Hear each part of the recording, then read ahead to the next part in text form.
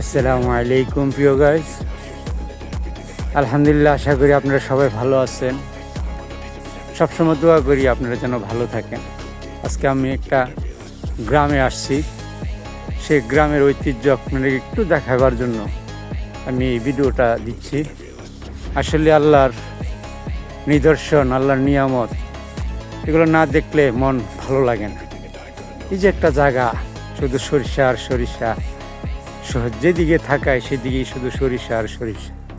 গ্রাম বাংলার ঐতিহ্যবাহী এই ক্ষেতগুলো আসলে না দেখলে বোঝা যায় না কত সুন্দর। শুকরিয়া আল্লাহ দরবারে যে আল্লাহ তাআলা এই ফুল থেকে একসময় সরিষা হবে, সেই সরিষা তেল হবে, সেই তেল আমরা ব্যবহার করব, আমরা খাবো। অনেকে তেল শরীরেও ব্যবহার করে সেই সরিষা খেতে। তো ইনশাল্লাহ এগুলো আপনারা লাইক দিবেন, কমেন্ট করবেন। আসলে সরিষা আল্লাহর একটা নিয়ামতের জিনিস। এমন একটা দৃশ্য, মনোমুগ্ধকর পরিবেশ, আসলে না দেখলে ভালো লাগে না। তো সবাই ভালো থাকবেন, এরকম ভালো জায়গায় আসবেন, মনটা ভালো লাগবে। বিকালের একটা সুন্দর পরিবেশ আপনার মনকে মুগ্ধ করবি, মনকে আসলে পরিপূর্ণ করবি, পরিপূর্ণ তৃপ্তি দিবি।